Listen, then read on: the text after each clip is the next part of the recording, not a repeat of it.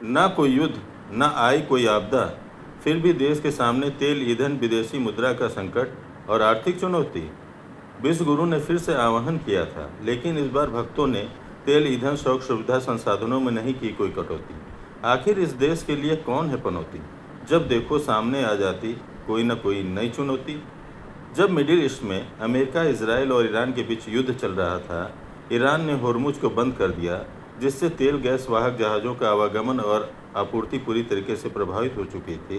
तब हमारे अवतारी विश्वगुरु 5 राज्यों के विधानसभा चुनाव में जगह जगह बड़ी संख्या में कारों और बसों से भीड़ एकत्रित करवाकर प्रतिदिन 2 से 3 रैलियां और रोड शो कर रहे थे। आसमान में मंत्रियों और मुख्यमंत्रियों के हेलीकॉप्टर उड़ रहे थे।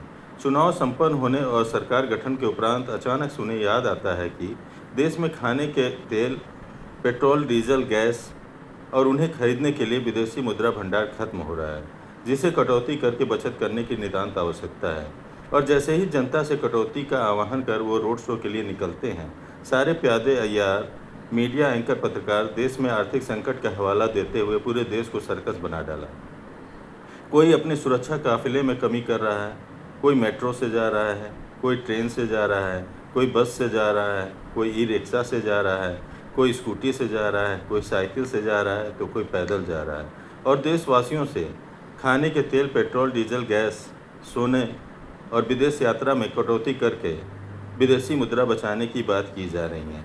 तो सवाल उठना लाजमी है, देश में तेल, ईंधन का संकट और विदेशी मुद्रा की कमी क्यों, और इसका जिम्मेदार कौन है? दुनिया के तमाम देशों के बाजार खुले हुए हैं और हम विश्व गुरु के नेतृत्व में दुनिया की तीसरी सबसे बड़ी अर्थव्यवस्था बनने जा रहे हैं। तो फिर देश में तेल, ईंधन, मुद्रा संकट क्यों?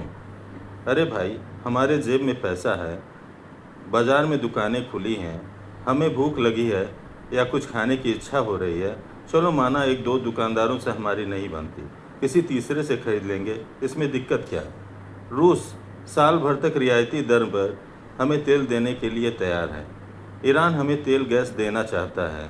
पड़ोसी देश चीन पहले ही तेल, ईंधन इत्यादि का भंडारण कर लिया है और आज भी अपनी मुद्रा युआन में ईरान से तेल, गैस खरीद रहा है। तो विश्व गुरु के होते हुए हम क्यों नहीं खरीद पा रहे हैं? क्या सही में भारत के तख्त पर अमेरिका द्वारा बैठाया हुआ सरदार है? क्या इसीलिए भारत के हर विदेशी खरीद और नीति का फैसला ट्रंप लेता हर बार है? किस देश से दोस्ती करनी है, किस देश से दुश्मनी करनी है, किस देश से क्या खरीदना है, किस देश को क्या बेचना है? आखिर क्यों 143 करोड़ आबादी वाले देश के मुखिया अवतारी विश्व गुरु हर फैसले के लिए ट्रंप और अमेरिका पर निर्भर हैं? लेकिन सवाल यह भी है कि जब अमेरिका, इजराइल और ईरान युद्ध शुरू होने से पहले ही विश्व गुरु ने एप्स्टीन के सरजमी इजराइल में जाकर नेतन्याहू से मंगलसूत्र पहनते हुए इजराइल को भक्तों का फादरलैंड घोषित कर दिया, तो फिर कैसे फादरलैंड इजराइल और अमेरिका को नाखुश कर वो ईरान और रूस से तेल, गैस की खरीद कर सकते हैं? अभी हाल ही में आप लोगों ने एक खबर देखी होगी कि 7 वर्षों में पहली बार भारत आ रहा 6 लाख बैरल ईरानी तेलवाहक जहाज भारत आते आते अचानक चीन चला गया। खबरों अनुसार नगद मुद्रा भुगतान की मांग पूरी न होने के कारण वह चीन चला गया। क्या इसीलिए पूंजीवादी विश्व गुरु ने हम देशवासियों से विदेशी सामान की खरीद और विदेश यात्रा रोककर विदेशी मुद्रा बचत की बात कर रहे हैं? इन 12 सालों के कार्यप्रणाली को देखते हुए एक पुरानी कहावत वर्तमान परिवेश में बिल्कुल सटीक चरितार्थ होती हुई नजर आ रही है। पूत सपूत का धन संचय, पूत कपूत का धन संचय। यानी माँ गंगा का स्वघोषित पुत्र लायक व कमाऊ हो तो धन संचय करने की क्या जरूरत? वो अपनी योग्यता और काबिलियत के बदौलत धन दौलत सब कुछ कमा लेगा। लेकिन माँ गंगा का स्वघोषित पुत्र भिक्षाटन की योग्यता वाला नालायक हो तो धन संचय करके क्या करेंगे? वो तो पुरखों की कमाई, धन संपत्ति, सोना बेचकर, मांग कर या जबरन वसूल कर जीवन यापन करेगा और कराएंगे।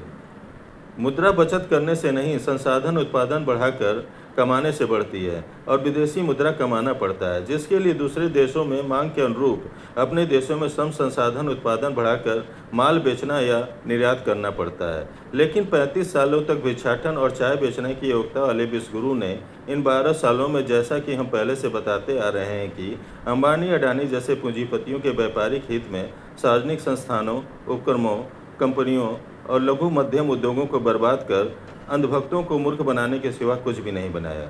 इतना ही नहीं, इनके शासनकाल के दौरान वैश्विक बाजार में रुपए का पतन लगातार जारी है, जिसे बचाने के लिए आरबीआई लगातार डॉलर और सोने की बिक्री करता आ रहा है और अभी हाल ही में 1.14 लाख करोड़ रुपए का सोना बेचा गया है। इस वजह से ही देश में विदेशों से खाने के तेल, पेट्रोल, डीजल, गैस, सोने इत्यादि की खरीद करने के लिए विदेशी मुद्रा ही नहीं बच पा रही है। इसलिए भक्तों, अमेरिका के कठपुतली विश्वगुरु के सरेंडर नीति का समर्थन करने का खामियाजा तुम्हें और तुम्हारे बच्चों को अपने खून पसीने की गाढ़ी कमाई से सेवा सुविधा शुल्क और टैक्स के रूप में भरपाई और शौक सुविधा संसाधनों में कटौती करके भुगतना है। तो भुगतो। जो राम के नाम पर आए हैं वो सब लूट ले जाएंगे।